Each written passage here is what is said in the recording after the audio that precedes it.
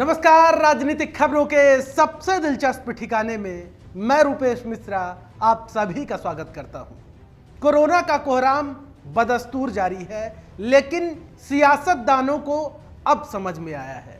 यदि राजस्थान की बात करें तो यहां गहलोत सरकार की आधी कैबिनेट कोरोना संक्रमित हो चुके हैं। दर्जनों विधायक कोरोना की चपेट में आ चुके हैं। वहीं यदि विपक्ष की बात की जाए तो विपक्षी नेता भी कुछ कोरोना से लड़ रहे हैं, कुछ कोरोना से लड़ चुके हैं। सचिन पायलट अभी खुद कोरोना से जूझ रहे हैं। चिकित्सा मंत्री रघु शर्मा अस्पताल में भर्ती हैं। प्रताप सिंह खाचरियावास जब कोरोना की जद में आए थे तो हालात इस कदर हो गए थे कि उन्हें प्लाज्मा तक डोनेट करना पड़ा था। विश्वेंद्र सिंह से भी जब हमने चर्चा की थी कि आखिर कोरोना का दंश कैसा रहा, तो बार बार इस बात को कहते रहे कि बहुत भयानक बीमारी है और कमजोरी अभी तक महसूस होती है।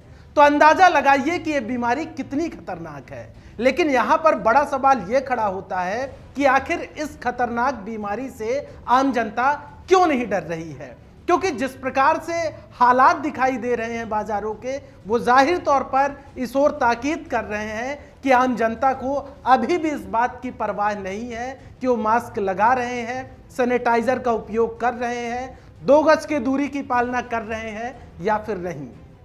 क्योंकि जब हमने ग्रास रूट पर इसका जायजा लेने के लिए जब हमने अपनी टीम को भेजा मौके पर, तो आप देखिए किस प्रकार के हालात सामने आ रहे हैं। जबकि ऐसा नहीं है कि यदि कोई व्यक्ति गरीब है तो उसको मास्क मुहैया नहीं हो सकता है, क्योंकि सरकार और जो समाज सेवी हैं वो लगातार लोगों में जाकर मास्क बांट रहे हैं। लेकिन इसके बावजूद मास्क ना पहनना सार्वजनिक जगहों पर कितनी बड़ी लापरवाही है।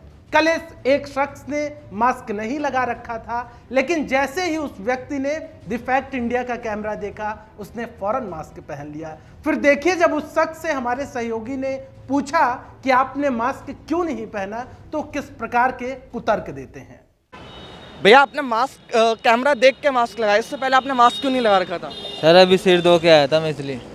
मास्क आप यहाँ पे खरीदारी कर रहे हैं, एक मार्केट में खड़े हैं जहाँ पे और भी बहुत सारे लोग हैं, भीड़ है यहाँ पे, तो ऐसी जगह पे तो आपको मास्क लगा के रखना चाहिए। Sorry sir. आपका भी मास्क नीचे था। अभी ऊपर कर लिया ना सर, आपने मास्क क्यों नहीं लगा रखा? ऐसे ही लगा रखा ना। ये मास्क नीचे लगाने का नहीं होता ना, नाक पर। आपका अभी भी नाक कवर नहीं है। हेलो सर, आपने भी मास्क पूरी तरह नहीं लगा रखा, आपका मास्क नीचे जा रहा है। पूरा लग रहा है मास्क। अभी वो एक्चुअल में क्या पानी पिया था, उस चक्कर में गया। तो देखा आपने कि कहीं ना कहीं अभी भी लोगों के अंदर जागरूकता और जिम्मेदारियों का अभाव भी है। जबकि धारा 144 लागू है, रात में नाइट कर्फ्यू लगा दिया गया है, रात 8 से सुबह 6 बजे तक। लेकिन इसके बावजूद आप जाएंगे, यदि पुराने शहर की मैं बात करूं 4 दीवारी की, तो 4 दीवारी में भी मार्केट खचाखच भरे हुए हैं। जाहिर तौर पर यह लापरवाही का ही नमूना है, और यदि इसी प्रकार की लापरवाही होती रही तो खामियाजा इसका सबको भुगतना पड़ेगा। दिल्ली में किस प्रकार से स्थितियां बनी हुई हैं किसी से छिपा नहीं है। वहां जो मोक्ष धाम है वहां पे जगह नहीं है। जो चिताएं हैं वो रात में भी जलाई जा रही हैं, जबकि हिंदू रीति रिवाज के मुताबिक सूर्यास्त के बाद अंतिम संस्कार नहीं किए जाते हैं। और दिल्ली के जो आंकड़े हैं वो भी बेहद डराने वाले हैं। हर घंटे कोरोना से 5 मौतें हो रही हैं। अमूमन आपने देखा होगा, जब कोरोना की शुरुआत हुई थी तब हमारे आसपास कोई भी कोरोना पॉजिटिव नहीं था। लेकिन मौजूदा वक्त में ऐसे हालात हैं कि आपके और हमारे सभी के परिचय में, सभी के घर और परिवार में कोरोना संक्रमित है। ठीक है, ज़्यादातर लोग इससे रिकवर हो रहे हैं, लेकिन सवाल यह है कि जब अपनी सावधानी के बदौलत इसे रोका जा सकता है तो फिर हम ऐसी लापरवाही क्यों कर रहे हैं। चिकित्सा मंत्री रघु शर्मा भी कोरोना पॉजिटिव आ गए हैं और वो अस्पताल में भर्ती हैं। अस्पताल से उन्होंने क्या संदेश जारी किया है वो प्रदेश के नागरिकों को जरूर सुनना चाहिए।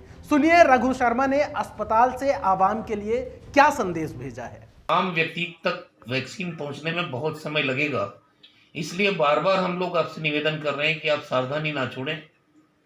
मास्क की वैक्सीन समझ के आप मास्क को अनिवार्य रूप से अपने चेहरे पर लगाएं, 2 गज की दूरी रखें, बार बार साबुन से हाथ धोएं, सार्वजनिक जगह पर थूकें नहीं, भीड़ में एकत्रित नहीं हो, शादी समारोह में भी जितना कम से कम लोगों का आना जाना हो। ये आम आदमी की सेहत से जुड़ी चीजें हैं। तो सुना आपने किस प्रकार से रघु शर्मा इस बात को अब स्वीकार कर रहे हैं कि नगर निगम चुनाव, इसी के साथ साथ जो ग्रामीण सरकार चुनने को लेकर जिस प्रकार से जो चुनाव प्रचार चल रहा है और कोरोना गाइडलाइन के जिस प्रकार से धज्जियां उड़ाई जा रही हैं, वो भी जाहिर तौर पर एक कोरोना विस्फोट का बड़ा कारण बनी है। मुख्यमंत्री गहलोत भी इस बात को अब स्वीकार कर रहे हैं कि चुनाव में लापरवाही बरती गई है और उन्होंने अब अपील भी की है कि कड़ाई से जो कोरोना गाइडलाइन है उसकी पालना की जाए। तो आपको भी यहां पर यह समझना बेहद जरूरी है कि ये बीमारी जब नेताओं तक पहुंच चुकी है, विधायक, मंत्री, यहां तक कि कैबिनेट मंत्री तक इससे पीड़ित हो रहे हैं, तो आप अंदाजा लगाइए आम जनता की स्थिति क्या होगी। मैं फिर से आप लोगों को एक बार ताकीद कर दूं कि यदि आपकी स्थिति खराब होती है, आप अस्पताल जाएंगे तो ना तो आपको ऑक्सीजन मिलेगा, ना तो आपको वेंटिलेटर की सुविधा मिलेगी, क्योंकि बेड खाली ही नहीं है।